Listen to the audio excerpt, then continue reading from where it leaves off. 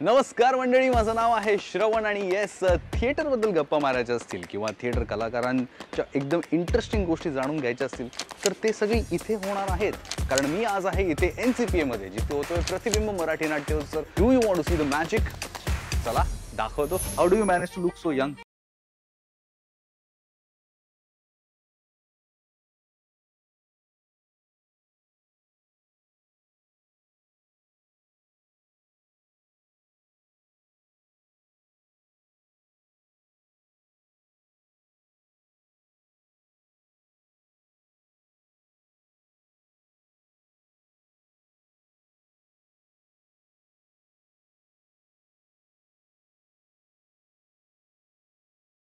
आपल्याला की नाटक महत्वाचं आहे.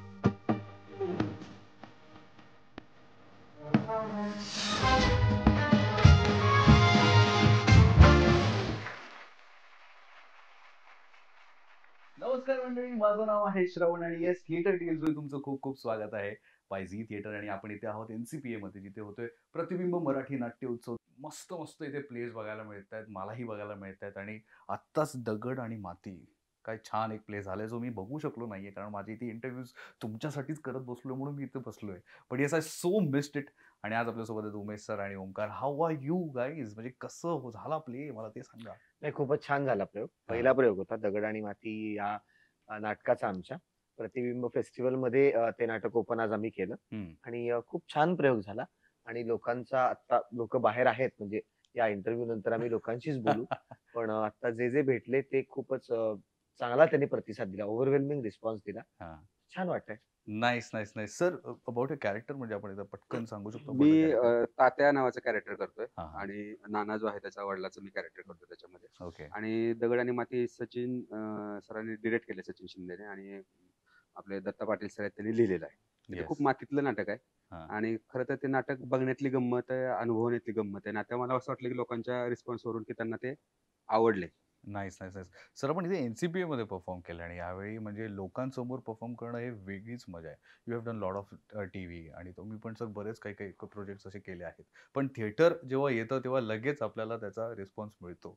सो या नाटकाचा रिस्पॉन्स किंवा म्हणजे कसा होता यावेळी?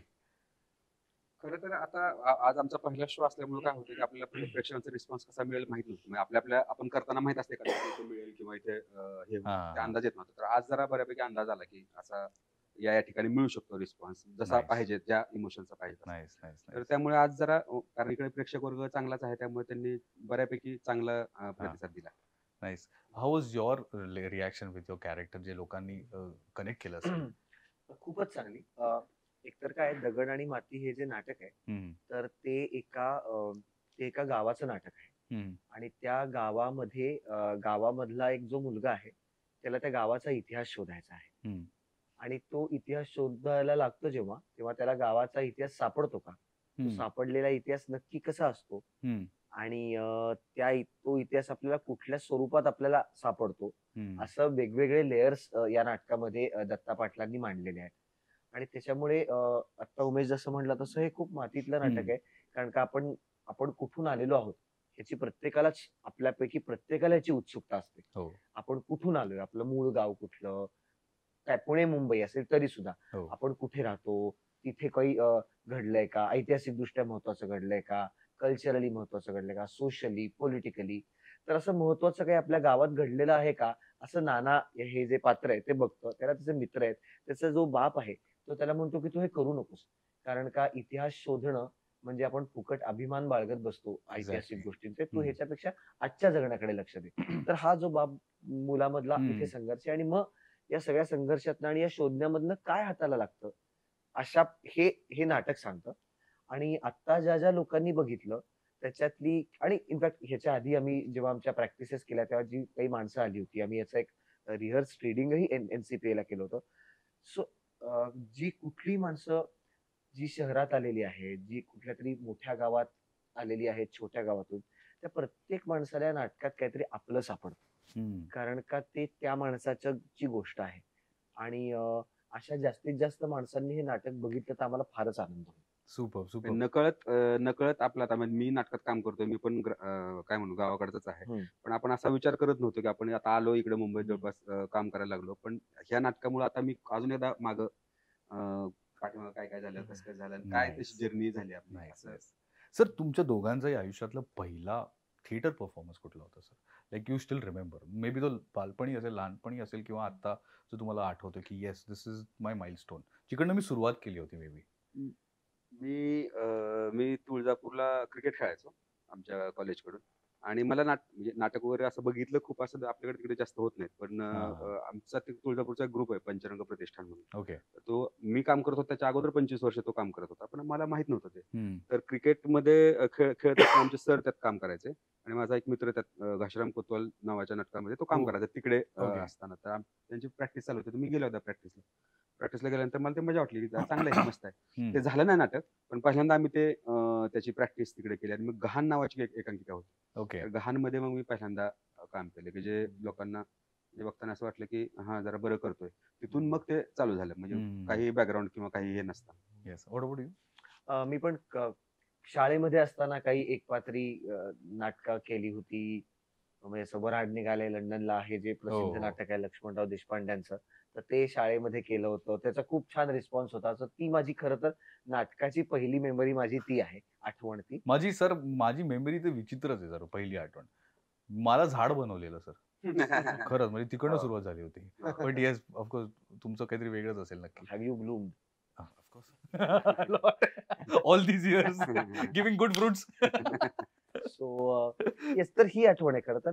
आणि काय होतं की आठवण म्हणजे नाटकाची अशी एक एक आठवण नसते, अनेक अशा आठवणींचं कोलाज असतं. कारण Exactly. का तुम्हाला काहीतरी सॉलिड एका प्रयोगाला सापडलेलं असतं, दुसऱ्या प्रयोगाला तेच तुम्हाला होत नाही. कारण का आपण ह्याला एक्सपेरिमेंट म्हणतात, प्रयोग म्हणतात. हो, त्याचं हो. कारणच ते आहे की तुम्हाला ती गोष्ट तेवढाच क्षण पकडून ठेवता येते. त्याच्या एक्झॅक्टली. पुढचा क्षण नवीन असतो. म्हणजे आत्ता जसा प्रयोग झालाय तसा उद्याचा प्रयोग होणार नाही and there is no turning back also.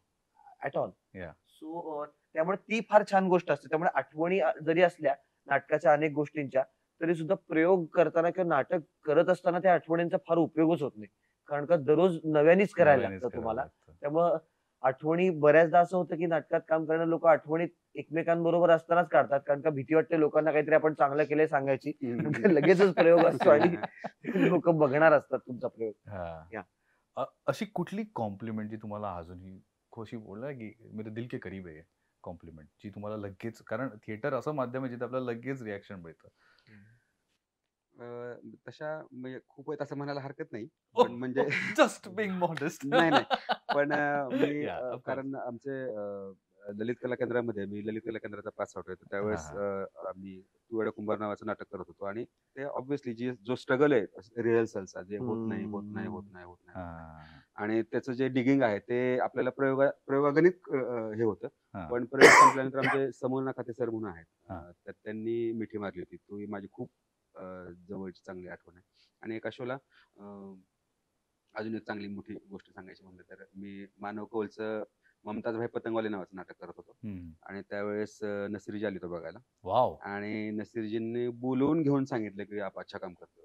तर मी म्हणले की आतापर्यंत केलेलं जे काय थिएटर आपलं असेल त्याचं एक फलित मेडल आहे म्हणजे direct. मेडल आहे. काय खरंच. बाकी पैशात आपण ते नाही घेऊ शकत की तुम्ही काय करता किंवा. आणि कलाकारासाठी तेच खूप जास्त इम्पॉर्टंट आहे. पैसे तर आहेत बरोबर.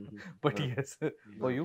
मी आता उमेश म्हटला तेव्हा मला एकदम परत ती माझी पण तीच आठवण एक आली महत्वाची. म्हणजे ती म्हणजे मी एक नाटक केलं होतं सत्यशोधक नावाचं, ओके. जे महात्मा फुल्यांवरच्या the life and times of Mahatma Phule आणि त्यांचे विचार असं होतं. तर ते आम्ही नसीरुद्दीन शहांसमोर केलं होतं.